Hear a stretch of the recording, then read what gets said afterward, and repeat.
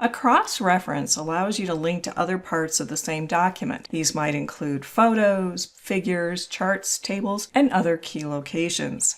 To begin, first move to the location where you want to build that reference. Often, cross-references have some sort of introductory text like see table on page, that type of thing. Build that text as necessary. Then choose Insert and Cross-Reference, which is found in the Links group, and explore the different types of references. So these might be headings, could be a bookmark, equations, even figures and tables. If you want to refer to a figure or table, you will also need to add a caption to those parts of the document. For this, I'll choose Bookmark. A bookmark is a way to label a location. To learn more about bookmarks, look in this channel for our video on Microsoft Word bookmarks. So this document has several different bookmarks, but what is it I want to refer to? Depending upon the reference type, you will then have various options or elements that you can refer to. For this one, I want to refer to the page number for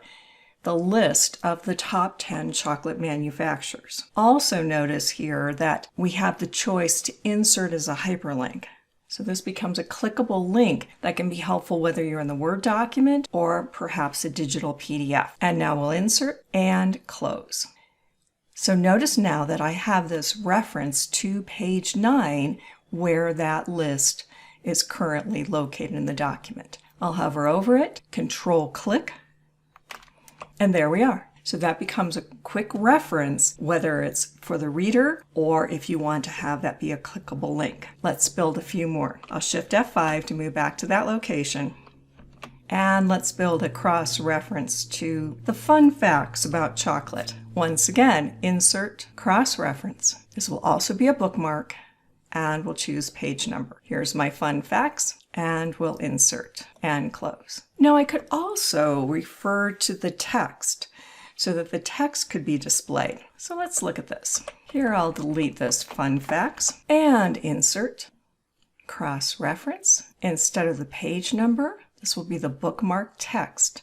So that is the text that was highlighted as part of that bookmark creation.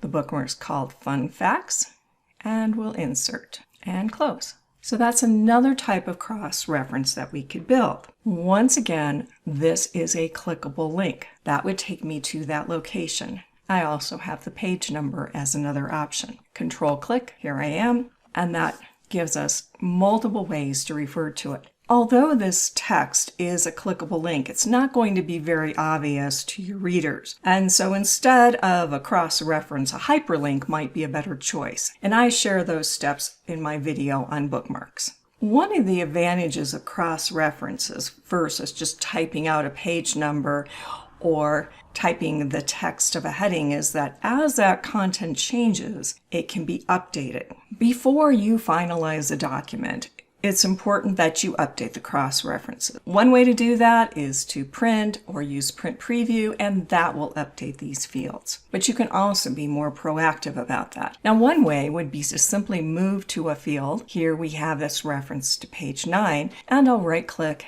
and choose Update Field. But you don't have to know where all those cross-references are.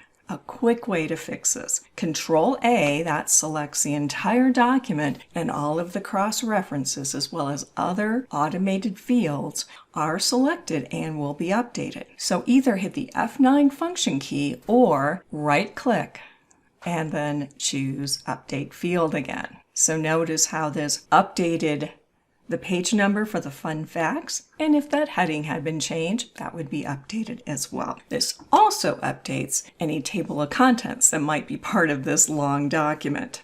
Now, if you no longer need a cross-reference, you can simply select it and hit delete. But if you'd like to keep the related text and only remove the link, then first select that text, and then on your keyboard press Control-Shift-F9. That will remove the link, yet keep the text. How will you use cross-references in your longer documents? For more tips on being productive with Microsoft Word or to sign up for my tips newsletter, visit thesoftwarepro.com/word. If this training was helpful, please like this video and subscribe to this channel. This is Bjork, the Software Pro. Thanks for watching.